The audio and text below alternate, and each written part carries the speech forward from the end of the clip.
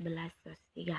Nah, hari ini saya akan menjelaskan tentang kolonialisme dan imperialisme. Nah, kolonialisme dan imperialisme bermula dari jatuhnya Konstantinopel yang terjadi pada tahun 1953. Dan pada saat itu perekonomian dan perdagangan di Eropa Barat yaitu tidak lancar. Nah, kolonialisme yaitu berasal dari kata koloni yang artinya menguasai dan isme artinya paham. Nah, jadi kolonialisme artinya di mana suatu daerah yang ingin menguasai daerah lainnya dengan menguasai sumber daya alamnya untuk dijadikan miliknya, dan tapi di dalam paham ini mereka tidak melupakan negaranya, tetapi mereka tetap berhubungan dengan daerah asalnya. Nah, dan kolonialisme ini terbagi atas 3 bagian, yaitu kolonialisme eksploitasi, yaitu kolonialisme yang ingin menguras habis sumber daya alam negara lainnya atau daerah lainnya untuk dijadikan miliknya sendiri. Dan yang kedua yaitu kolonialisme penduduk. Nah, mereka ingin menjadikan penduduk setempat menjadi miliknya, menjadi penduduk penjajah, dan negara ini diambil untuk menjadi miliknya. Nah, yang ketiga yaitu kolonialisme deportasi, yaitu dijadikan tempat daerah ini dijadikan tempat pembuangan bagi narapidana. Nah, jadi kolonialisme terbagi atas 3 yaitu eksplorasi yang ingin menguras habis sumber daya alamnya, yaitu yang kedua yaitu penduduk yang ingin menjadikan penduduk menjadi penduduk penjajah, dan ketiga yaitu menjadi penduduk deportasi. Nah, selanjutnya yaitu imperialisme. Imperialisme yaitu imperium, kata dasarnya adalah imperium yang artinya yaitu memerintah, dan isme artinya paham. Jadi imperialisme artinya sebuah negara besar yang mampu mengatur semua negaranya agar negara tersebut berkembang dan negara tersebut bisa dipelihara agar daerah lain bisa lebih berkembang dan lebih dipelihara. Nah, imperialisme juga terbagi atas 2 bagian.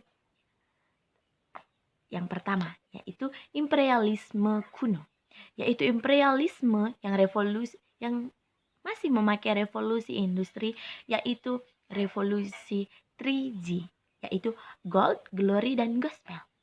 Dan yang kedua yaitu imperialisme modern yang masih memakai semboyan 3G, yaitu gold, glory, gospel, tetapi menambah semboyan yang lain atau menambah teknologi-teknologi yang dia dapat lagi setelah imperialisme kuno. Nah, lahirnya kolonialisme dan imperialisme di Indonesia, di Eropa bagian barat, yaitu pada awalnya mereka bukan ingin menguasai atau memerintah negara tersebut, tetapi mereka ingin berdagang rempah-rempah karena pada masa saat itu mereka krisis ekonomi atau perdagangannya tidak lancar.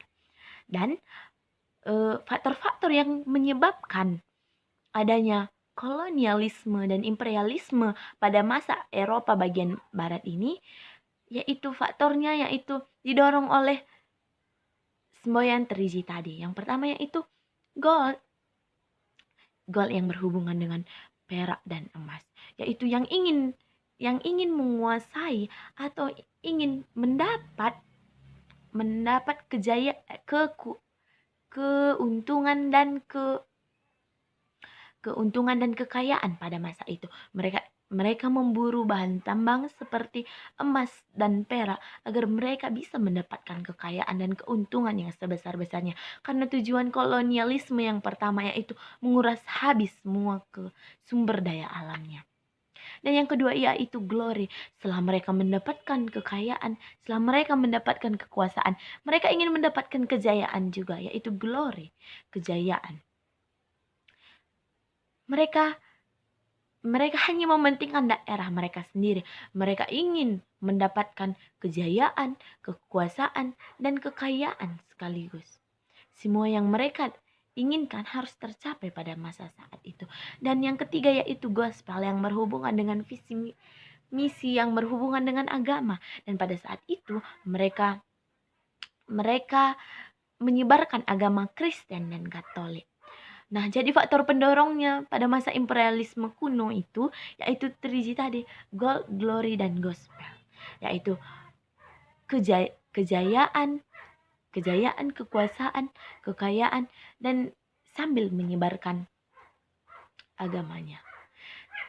Dan setelah modern mereka masuk ke yang lebih modern, yaitu membuat kapal yang pada masa itu bahan-bahannya masih memadai, dan pada saat itu mereka bisa menciptakan satu kapal kecil yang bisa melawan arah angin pada saat itu.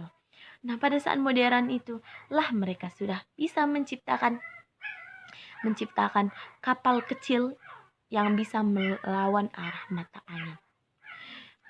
Nah, jadi gitulah yang terjadinya kolonialisme dan imperialisme, perkembangannya dari awal mula sampai akhir.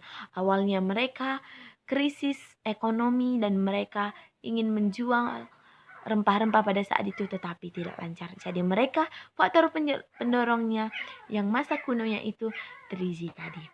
Jadi setelah mereka mendapatkannya, mereka juga sambil menyebarkan agama Islam. Jadi jatuhnya Konstantinopel pada tahun 1945 itulah. Jadi mereka pabrik-pabrik didirikannya di mana-mana. Hal ini menyebabkan peningkatan kebutuhan bahan mentah dan hasil produksi. Oleh karena itu, negara-negara Eropa berlomba-lomba mencari daerah kekuasaannya itu. Jadi kolonialisme dan imperialisme ingin menguasai dan memerintah negara-negaranya. Jadi hanya ini yang dapat saya sampaikan. Mohon maaf jika ada kata yang salah. Terima kasih.